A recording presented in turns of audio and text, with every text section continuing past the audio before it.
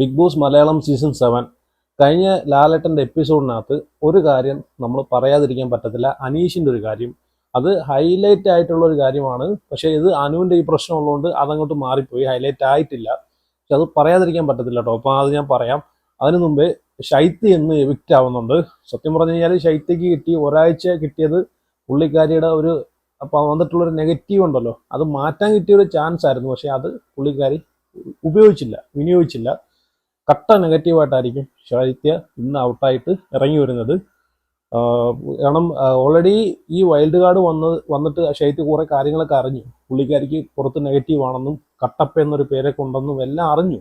അതൊക്കെ അറിഞ്ഞിട്ടും ഒരാഴ്ച പുള്ളിക്കാരി അത് നെഗറ്റിവിറ്റി മാറ്റാനെ കൊണ്ട് പുള്ളിക്കാരി ശ്രമിച്ചില്ല.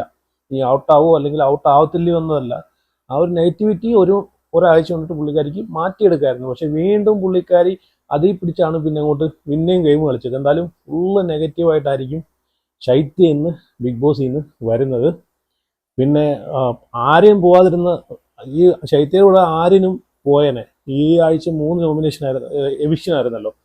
ഒന്നിപ്പം ഓൾറെഡി 2 പേര് പോയിട്ടുണ്ട്. അപ്പാനിയും പോയിട്ടുണ്ട്, പിന്നെ കുണുവാവയും പോയിട്ടുണ്ട്. കുണുവാവയുടെ കാര്യമൊന്നും പറയണ്ട. ഈ കുണുവാവ കാരണമാണ് ഇപ്പം ആര്യൻ അവിടെ സേവ് ആയിട്ടിരിക്കുന്നത്. ഇവര് വാക്കൗട്ട് ആയില്ലായിരുന്നെങ്കിൽ ഉറപ്പായിട്ടും ആര്യൻ ഔട്ടായനെ. മൂന്ന് പേര് ഔട്ടായനെ: അപ്പാനി, ശൈത്യ, ആര്യൻ. പിന്നെ രേണുസുതിയുടെ കാര്യം പറയുകയാണെങ്കിൽ രേണുസുതി സത്യം പറഞ്ഞു കഴിഞ്ഞാൽ വൻ തോൽവി എന്ന് വേണമെങ്കിൽ പറയാം. അവിടെ ഇവര് സത്യം പറഞ്ഞാൽ പ്രതീക്ഷിച്ചില്ല കേട്ടോ. പ്രതീക്ഷിച്ചതേയില്ല. ലാലേട്ടൻ പിടിച്ചോണ്ട് വരുമെന്ന് പ്രതീക്ഷിച്ചതേയില്ല. അങ്ങനെ ഒരു വിചാരമേ ഇല്ലായിരുന്നു. പക്ഷേ പിന്നെ എന്തോ വാക്ക് മാറ്റി പറയാൻ പറ്റാത്തൊരവസ്ഥയിൽ, കഴിച്ചിട്ട് ഇറക്കാനും പറ്റാത്ത അവസ്ഥയും തുപ്പാനും പറ്റാത്ത അവസ്ഥയെന്ന് പറയുമല്ലോ, ആ ഒരു അവസ്ഥയായിപ്പോയി. ലാലേട്ടൻ കയ്യോടെ ഇങ്ങ് പിടിച്ചോണ്ട് വന്നു. ശരിയാണ്, അങ്ങനെ എപ്പോഴും പോകണമെന്ന് പറയുന്ന ഒരാളെ അവിടെ നിർത്താൻ പറ്റത്തില്ല. കാരണം നാളെ എന്തെങ്കിലും ഒരു മെന്റലി എന്തെങ്കിലും അവർ ചെയ്തു കഴിഞ്ഞാൽ അത് ബിഗ് ബോസ് ടീമിന് തന്നെ അത് ഭയങ്കര അത് ദോഷം ചെയ്യും. അപ്പൊ അതുകൊണ്ടാണ് ലാലേട്ടൻ പറയുന്നുണ്ട്, നിങ്ങൾക്ക് നല്ല വോട്ട് കിട്ടി. വെറുതെ ഇരുന്നിട്ട് പോലും അവിടെ വെറുതെ കടന്നിട്ടും വോട്ട് കിട്ടിയൊരു വ്യക്തി, ഒരേ ഒരു വ്യക്തി, ഒന്നും ചെയ്യാതെ വോട്ട് കിട്ടിയ വ്യക്തിയാണ് രേണുസുതി. സത്യം പറഞ്ഞാൽ ഇത്രയും വോട്ടിംഗ് ഒക്കെ ഉണ്ടായിട്ട് പോലും പുള്ളിക്കാരി ഇത് വാക്കൗട്ട് ചെയ്ത് വന്നത് സത്യം പറഞ്ഞാൽ ഭയങ്കര മണ്ടത്തരമാണ്. അതുകൂടെ കുറച്ച് ദിവസം കൂടെ നിന്ന് ഒരു 98 ദിവസം കൂടെ പുള്ളിക്കാരി എന്തായാലും ടോപ്പ് 5 വരും. ഞാൻ കഴിഞ്ഞ വീഡിയോയിൽ ഞാൻ പറഞ്ഞ പോലെ പുള്ളിക്കാരി എങ്ങനെ പോയാലും പുള്ളിക്കാരി ഇനി അവിടെ ഒന്നും ചെയ്തില്ലെങ്കിലും പുള്ളിക്കാരിയെ ടോപ്പ് 5 കൊണ്ടെത്തിച്ചിരിക്കും. അങ്ങനാണ്. അപ്പം വെറുതെ അത്രയും ദിവസത്തെ പൈസയും കൂടെ പുള്ളിക്കാരിക്ക് വെറുതെ മേടിക്കായിരുന്നു. കാരണം ബുദ്ധിപരമായിട്ട് ചിന്തിക്കുകയാണെങ്കിൽ പിന്നെ ബിഗ് ബോസും വിചാരിച്ച് ഇവരെ വെച്ചുകൊണ്ട് എന്നിട്ടും കാര്യമില്ല, എടുത്തു കളഞ്ഞാലേ കാര്യമുള്ളൂ. ഇവർക്ക് വേറെ ആരെങ്കിലും വൈൽഡ് കാർഡായിട്ട് കൊണ്ടുവന്ന് അവിടെ ഇടാന്ന് ബിഗ് ബോസും വിചാരിച്ചാണ്. അതുകൊണ്ടാണ് ലാലേട്ടനെ പറഞ്ഞു വിട്ട് കയ്യോടെ പിടിച്ചുകൊണ്ട് വന്നത്.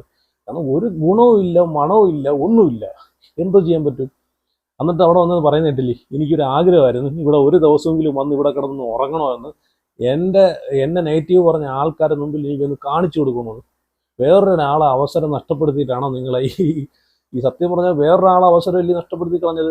എത്രയോ ആൾക്കാർ ഇതിലോട്ട് പോകാനെ കൊണ്ട് കാത്തിരിക്കുന്ന ആൾക്കാരുണ്ട്. പോകാനെ കൊണ്ട് അതുമല്ല, ഇതിലോട്ട് പോകണമെന്ന് വെച്ചാൽ ഭയങ്കര വലിയൊരു പ്രോസസ്സിംഗ് ആണ്. ആ പ്രോസസ്സിംഗ് എല്ലാം കഴിഞ്ഞിട്ട് ഇതിലോട്ട് പോകാൻ പറ്റൂ. പക്ഷെ അതുപോലും ഇല്ലാതെ ഇത്രയും ഒരു ചാൻസ് കിട്ടിയിട്ട് അത് ഉപയോഗിക്കാനെ കൊണ്ട് ഈ രേണുസുതിക്ക് പറ്റിയില്ല. അത്ര തന്നെ. എന്തായാലും പുള്ളിക്കാരി പോയി. ആര്യനെ സേവ് ആക്കിയിട്ടാണ് പുള്ളിക്കാരി പോയിരിക്കുന്നത്. പിന്നൊരു കാര്യം അത് പറയാതിരിക്കാൻ പറ്റത്തില്ല. കാരണം എന്ന് വെച്ച് കഴിഞ്ഞാൽ മസ്താനി ഇന്നലെ പൊളിച്ച്. വേറൊന്നുമല്ല, കുറേ ആൾക്കാർ മസ്താനി ചിലപ്പം നെഗറ്റീവ് പറയുമായിരിക്കാം. അപ്പാനി ഔട്ടായതുമായിട്ടുള്ള വിഷയത്തിൽ മസ്താനി ക്യാമറ ചെന്നിട്ട്, പക്ഷെ ഒരു കാര്യത്തിനോട് ഞാൻ യോജിക്കുന്നില്ല. കാരണം മസ്താനി പറയുന്നുണ്ട്, ഞാൻ കാരണമാണ് അപ്പാനി ഔട്ടായത്, താങ്ക് യു എന്നൊക്കെ പറഞ്ഞിട്ട് ജനങ്ങളടുത്ത് പറയുന്നുണ്ടായിരുന്നു, താങ്ക്സ് ഒക്കെ പറയുന്നുണ്ടായിരുന്നു. പക്ഷേ മസ്താനി കാരണമല്ല. കാരണം കഴിഞ്ഞ വീക്കിലെ വോട്ടിംഗ് ഒക്കെ നോക്കിയിട്ടാണ് ശരത് ഔട്ടായിട്ടുള്ളത്. മസ്താനിയെ ചീത്ത വിളിച്ചതിൻ്റെ പ്രശ്നമാണ് പുള്ളിക്കാരി എടുത്തിട്ടുള്ളത്. 1-2 ദിവസം മുമ്പാണ് അത് സംഭവിക്കുന്നത്. അപ്പം അതിനോട് താല്പര്യമില്ല. പക്ഷെ പുള്ളിക്കാരി ഓപ്പണായിട്ട് അവിടെ തുറന്നു പറഞ്ഞു. മറ്റുള്ള എല്ലാ ആൾക്കാരും വെളിയിൽ കരച്ചിൽ കാണിച്ചിട്ട് ഉള്ളിൽ ചിരിച്ചുകൊണ്ടിരുന്ന ആൾക്കാരാണ് അപ്പാനി ഔട്ടാവുന്ന സമയത്ത്. പക്ഷേ ഈ മസ്താനി ഓപ്പണായിട്ടത് പറഞ്ഞു. പുള്ളിക്കാരി അവിടെ ഡ്രാമ കളിച്ചില്ല കേട്ടോ. അതിനോട് ഞാൻ യോജിക്കുന്നുണ്ട്. അതുപോലെ ശൈത്യ അപ്പാനി ഔട്ടായപ്പോഴത്തേക്ക് ഈ ശൈത്യ കരയുന്നു. എന്തിനാണ് കരയുന്നതെന്നാണ് ഞാൻ ആലോചിക്കുന്നത്. ഈ അപ്പാനിയെ നോമിനേറ്റ് ചെയ്ത വ്യക്തിയിൽ ഒരാൾ ശൈത്യയാണ് അല്ലേ? ശൈത്യയാണ് നോമിനേറ്റ് ചെയ്തത്.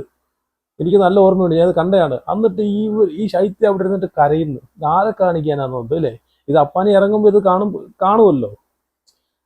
സത്യം പറഞ്ഞാൽ ശൈത്യ ഇന്നലെ തന്നെ കണ്ടില്ലേ, ലാലേട്ടൻ പറഞ്ഞ സമയത്ത് എൻ്റെ ഫ്രണ്ട് അല്ല, വെട്ടിയിട്ട വാഴ പോലെ അങ്ങ് പറയുവാണ്, എൻ്റെ ഫ്രണ്ട് അല്ല. അതാണ് ഞാൻ പറഞ്ഞത്, അവർക്കൊരു അവസരം കിട്ടിയതാണ്. അവരുടെ കയ്യിൽ നിന്നൊക്കെ കുറച്ച് മിസ്റ്റേക്കുകളൊക്കെ പറ്റി അത് തിരുത്താൻ കിട്ടിയ ഒരു ചാൻസ് ആയിരുന്നു ഈ ഒരാഴ്ച. പക്ഷെ അത് അവർ തിരുത്തിയില്ല. ഇനി അനീഷിന്റെ കാര്യം പറയാം, കാരണം പറയാതിരിക്കാൻ പറ്റത്തില്ല. കാരണം നമ്മളിൽ നിന്നൊക്കെ ഒരു കോമണറായിട്ട് ഒരാൾ അവിടെ കയറി ചെന്നിട്ട് ഇത്രയും നല്ല രീതിയിൽ ഗെയിം കളിക്കുന്നുണ്ടെങ്കിൽ ഉറപ്പായിട്ടും അയാളെ നമ്മൾ സപ്പോർട്ട് ചെയ്തിരിക്കണം. അനീഷൊക്കെ എന്ന് വെച്ച് കഴിഞ്ഞാൽ നല്ലൊരു മൈൻഡ് ഗെയിമറാണ്, നല്ലൊരു ഗെയിമറാണ്. പുള്ളി നല്ല രീതിയിൽ അവിടെ പെർഫോം ചെയ്യുന്നുണ്ട്, ആൾക്കാരെ എന്റർടൈനിങ്ങും ചെയ്യുന്നുണ്ട്. അപ്പൊ പുള്ളിയൊക്കെ സപ്പോർട്ട് ചെയ്യണം, നല്ല രീതിയിൽ കളിക്കുന്നുണ്ട്. അവിടെ ഒരു മറ്റേ കുത്തിത്തിരിപ്പോ അല്ലോ ഗ്രൂപ്പീസോ അങ്ങനെ ഒന്നിലും ചെന്ന് ചാടാതെ പുള്ളി വഴി വെട്ടി പുള്ളി മുമ്പോട്ട് പോവാണ്. അപ്പോൾ ഉറപ്പായിട്ടും നമ്മൾ സപ്പോർട്ട് ചെയ്തിരിക്കണം. എനിക്ക് സത്യം പറഞ്ഞാൽ അനീഷിന്റെ ഗെയിമും കാര്യങ്ങളൊക്കെ എനിക്ക് ഇഷ്ടമാണ് കേട്ടോ. അപ്പോൾ ലാലേട്ടൻ കയറി വന്നിട്ടുള്ള 5 പേരെ പറ്റിയിട്ടും പറയുന്നുണ്ട്. വൈൽഡ് കാർഡുകളെ പറ്റിയിട്ടാണ് സംസാരിക്കുന്നത്. അത് ബിഗ് ബോസ് ലൈവിനകത്ത് ഒരു മോർണിംഗ് ടാസ്കിനകത്ത് അത് അനീഷ് പറയുന്നുണ്ട്. പക്ഷെ ഇവിടെ ലാലേട്ടൻ ചോദിക്കുമ്പോഴും നല്ല വ്യക്തമായിട്ട് അവരെ പറ്റിയിട്ട് പറയുന്നുണ്ട്. മസ്താനിയുടെ കാര്യം ചോദിക്കുമ്പോഴത്തേക്ക് മസ്താനി വെളിയിലുള്ള എൻ്റെ പേഴ്സണൽ ലൈഫ് എനിക്ക് പോലും അറിയാത്തുള്ള കാര്യങ്ങൾ ഇവിടെ കൊണ്ടിട്ട് സംസാരിക്കുമെന്ന് പറഞ്ഞിട്ടുള്ളൊരു വ്യക്തിയാണ് മസ്താനി എന്ന് പറഞ്ഞിട്ട്, അങ്ങനെ ഉണ്ടെങ്കിൽ മസ്താനിക്ക് ധൈര്യമായിട്ട് പറയാമെന്നും പറയുന്നുണ്ട്, വെല്ലുവിളിക്കുന്നുണ്ട്. അത് കഴിഞ്ഞിട്ട് പ്രവീണിനെ പറ്റിയിട്ട് പറയുന്നുണ്ട്. പ്രവീൺ ഒരു ഫേക്ക് പേഴ്സൺ ആണെന്ന് പറയുന്നുണ്ട്, മസ്താനി ഫേക്ക് പേഴ്സൺ ആണെന്നാണ് പറയുന്നുണ്ട്, കണ്ണിങ് ഫെലയാണെന്നൊക്കെ പറയുന്നുണ്ട്. ഇവർ രണ്ടും ഫേക്കായിട്ടാണ് ഇവിടെ നടക്കുന്നതെന്നും പറയുന്നുണ്ട്. പിന്നെ ലക്ഷ്മിയെ പറ്റി പറയുന്നുണ്ട്. ലക്ഷ്മിയും അതുപോലെ പുള്ളിക്കാരിയും ഫേക്ക് ആണെന്ന് പറയുന്നുണ്ട്. പുള്ളിക്കാരി വന്ന ഉടനെ അത് നമ്മൾ കണ്ടതാണ്, രാവിലെ കിച്ചണിലേക്ക് ചെന്നിട്ട് അവിടെ ഈ ലക്ഷ്മി എത്തിയ സമയത്ത് നമ്മൾ കണ്ടതാണ്, അങ്ങോട്ട് കയറിയില്ല. അതിനുമ്പ് ഒരു ചൂല് എടുത്തുകൊണ്ട് അവിടെയൊക്കെ തൂത്ത് വൃത്തിയാക്കാൻ പോകുന്ന ലക്ഷ്മിയാണ് നമ്മൾ കണ്ടത്. പിറ്റേന്ന് അടുക്കളയിൽ ചെന്നിട്ട് അവിടെ വഴക്കുണ്ടാക്കുന്നു, രാവിലെ 7 മണിക്ക് ബ്രേക്ക്ഫാസ്റ്റ് വേണമെന്നൊക്കെ പറഞ്ഞിട്ട് വഴക്കുണ്ടാക്കുന്ന ലക്ഷ്മിയും കണ്ടായിരുന്നു. അങ്ങനെ ഓരോ ആൾക്കാരെ ഇന്ന കാറ്റഗറിയിൽ പെടുത്തിയിട്ട് നല്ല വ്യക്തമായിട്ട് അനീഷ് അവിടെ സംസാരിച്ചിട്ടുണ്ട്. അവരെ മുമ്പിൽ ഇരുത്തിക്കൊണ്ട് തന്നെ എല്ലാത്തിനെയും ഒളിച്ചടിക്ക് കൈ കൊടുത്ത് പറയാതിരിക്കാൻ പറ്റത്തില്ല കേട്ടോ. ഒരു കോമണറായിട്ട് കയറിപ്പോയിട്ട് ഇത്രയും ബ്രില്യൻ്റ് ആയിട്ടുള്ള ഒരു മൈൻഡ് ഗെയിം വെച്ച് കളിക്കണമെങ്കിൽ അത് ഉറപ്പായിട്ടും സപ്പോർട്ട് ചെയ്തേ പറ്റൂ. അതിനെക്കുറിച്ച് പറയാതിരിക്കാൻ പറ്റത്തില്ല. പക്ഷെ ഇന്നലത്തെ അനുവിൻ്റെ ഒരു ഈ ഇഷ്യൂ കാരണം ഈ ഒരു സംഭവം ഹൈലൈറ്റ് ആവാതെ പോയി. പക്ഷെ അതുകൊണ്ടാണ് ഞാൻ ഇപ്പോൾ ഇത് പറയുന്നത്. അതുപോലെ തന്നെ അനീഷ് സാബുമാനെ പറ്റിയും പറഞ്ഞുകൊണ്ട് 15 മിനിറ്റ് കൊടുത്തിട്ടും വേസ്റ്റ് ചെയ്തൊരു വേസ്റ്റ് പ്ലെയർ ആണ് സാബുവാൻ എന്ന് പറയുന്നുണ്ട്. 15 മിനിറ്റ് ബിഗ് ബോസ് ഈ സാബുവാന് കൊടുക്കുന്നുണ്ടായിരുന്നു, സാബുവാനെ പറ്റിയിട്ട് പറയാൻ വേണ്ടിയിട്ട്. ഒരു മോർണിംഗിൽ ഒരു ടാസ്കിനകത്ത് അവിടെ ഈ സാബുവാൻ ഒരു 100 പുഷപ്പും അടിച്ചു, അതുപോലെ ബോഡി ഷോയും കാണിച്ചല്ലാതെ വേറെ ഒന്നും പുള്ളി പറഞ്ഞിട്ടില്ല. ശരിയാണ്. അപ്പോൾ അന്ന് അനീഷ് പറഞ്ഞിട്ടുണ്ടായിരുന്നു സാബുവാൻ ടൈം വേസ്റ്റ് ആക്കി ഒരു വേസ്റ്റ് പ്ലെയർ ആണെന്ന് അന്ന് പറഞ്ഞിട്ടുണ്ടായിരുന്നു. പിന്നെ ജിഷനെ പറ്റിയിട്ടും പറയുന്നുണ്ട്. ജിഷൻ ഇവിടെ വന്നിടം തൊട്ട് എല്ലാവരെയും പേടിപ്പിക്കാനായിട്ട് ചീത്തയും വിളിച്ച് പേടിപ്പിച്ച് കണ്ണൊക്കെ ഉരുട്ടി നടക്കുന്ന ഒരു വ്യക്തിയാണ്. ഒരു റൗഡിസം കൊണ്ടുവരാൻ നോക്കുന്ന ഒരാളായിട്ടാണ് എനിക്ക് തോന്നിയെന്ന് പറയുന്നുണ്ട്. അങ്ങനെ ഓരോ ആൾക്കാരെ പറ്റിയും നല്ല വ്യക്തമായിട്ട് ക്ലിയർ ആയിട്ട് അവിടെ അനീഷ് പറഞ്ഞിട്ടുണ്ട്. പിന്നെ അഖിൽ മാരാര് സീസൺ 7 വരുന്നുണ്ടെന്നൊക്കെ പറയുന്നുണ്ട്. സംഭവം പുള്ളിയുടെ ഒരു പുതിയൊരു മൂവിയുടെ പ്രൊമോഷന്റെ ഭാഗമായിട്ടാണ് വരുന്നത്. ഇല്ല മുള്ളംകൊല്ലി അങ്ങനെ ഒരു പടം ഉണ്ടല്ലോ ഇറങ്ങുന്നത്. അപ്പോൾ ആ സിനിമയുടെ ഒരു പ്രൊമോഷനായിട്ടാണ് പുള്ളി വരുന്നത്. അപ്പോൾ കഴിഞ്ഞ ദിവസങ്ങളിൽ മെയിൻ സ്ട്രീം വണ്ണാത്ത ഇന്റർവ്യൂവും കാര്യങ്ങളൊക്കെ ഉണ്ടായിരുന്നു. എന്തായാലും അഖിൽ മാരാർ നാളെയോ മറ്റന്നാളൊക്കെ ബിഗ് ബോസ് വീട്ടിലേക്ക് കയറും. ഈ ഒരു മൂവി പ്രൊമോഷന്റെ ഭാഗമായിട്ടാണ്.